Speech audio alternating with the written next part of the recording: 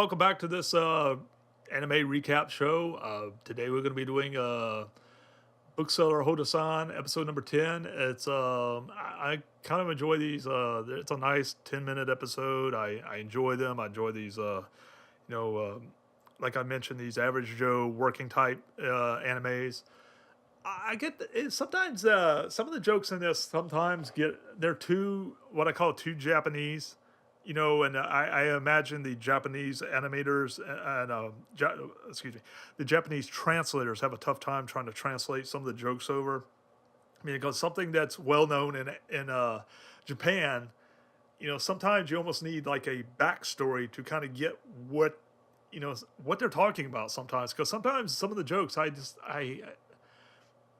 I'm sitting there like really I kind of get where they're going with them, but sometimes it's like there's not enough information there, so you're kind of puzzled, and that's some of the things I get tripped up on this episode. And I imagine other people do as well.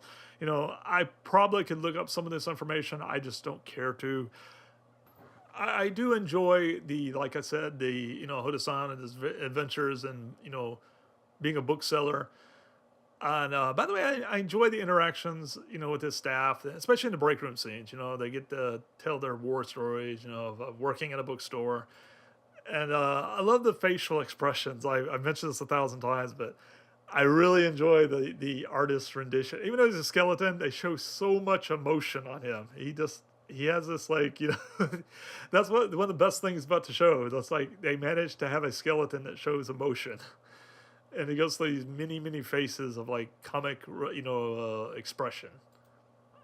I enjoy the characters he works with, and one of the cool things this episode, where they were comparing their job is like a never-ending battle. Like they're always stocking and unstocking books, and it's almost like a graph. It starts out like nice and pretty, everything's all uniform, everything's all the same size, same length. And then it suddenly turns into like a bar graph. It was like ups and downs, like one pile's missing, one pile, it's like that. I thought it was pretty funny. I guess to a bookseller that would be kind of irritating. But then again, if nobody's buying books, they wouldn't have any employees, and you'd be fired. And so why are they complaining? They're selling books, but I guess certain books aren't selling. So I guess it's like the never-ending battle. Picking up and cleaning, and restocking. But I love those analogies about how they're showing the comparisons. And I love the fact, what's his name? I think his name was Full Helmet, something. The character, he's evidently like he's really anal about like having everything clean, everything proper, everything. He's like the perfect employee, and everybody has that. And if you've ever worked with that, there's always that one guy that's always just like, everything's gonna be neat, everything's gonna be perfect, everything's gonna be done just right, and he's that guy. He's a perfect employee. So.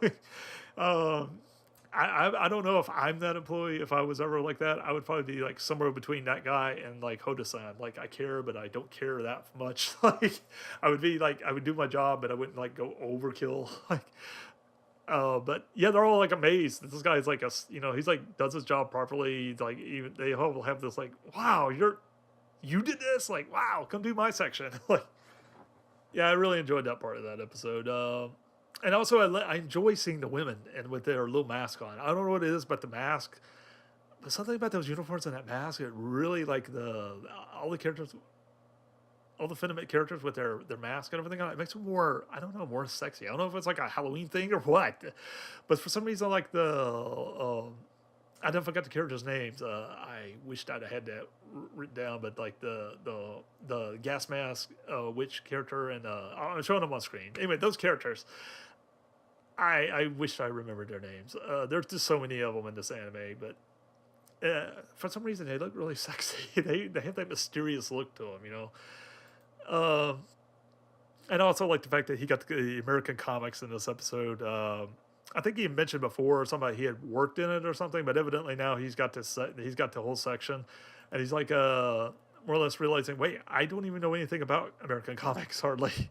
It's just like, oh well, like they're all like joking about it, like whatever, just fake it. Like he's like, no, another fact when she's hit, he's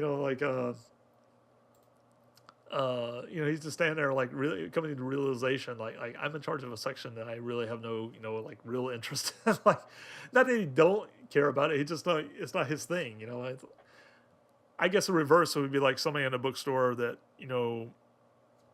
guess what? You're in charge of the manga, Japanese comics, and they're like, I know nothing about those. Well, that's okay. You're in charge of it. Like, like, okay, like, but there was a lot of cool things in this episode that I don't have the graphic, but there was one scene where she's like holding up the that I thought was also funny.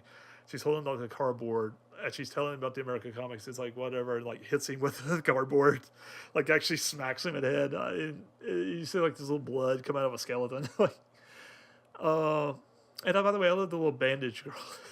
Again, one of those characters that looks kind of sexy with her like disguise. I don't know what it is. Maybe it's just me. Maybe I've been watching too many animes. I guess too many animes and comics. The mysterious characters are kind of a turn on. I guess I don't know. Anyway, I enjoyed this episode. Really, not much to mention in this episode other than that. I pretty much summed it up. It was just basically talk about those few things I mentioned. Some of the episodes are funnier than others. Like I said, there was a lot of other things that they mentioned, but some of it was, I don't know, it really wasn't.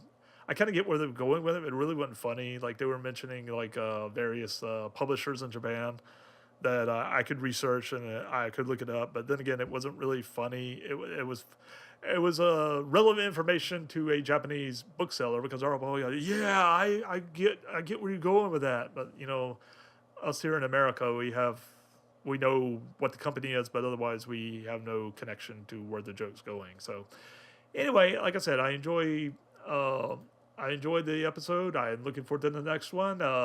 Anyway, that's all for this episode. I hope you enjoy these. Please, recap episodes if you like them. Please subscribe and like this episode. Anyway, that's all. Till next time. Catch you later.